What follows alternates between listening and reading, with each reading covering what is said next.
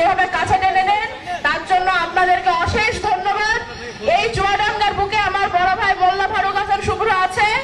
আশা করবো আপনারা তার ডাকে সাড়া দিয়ে তার হাতকে শক্তিশালী করবেন।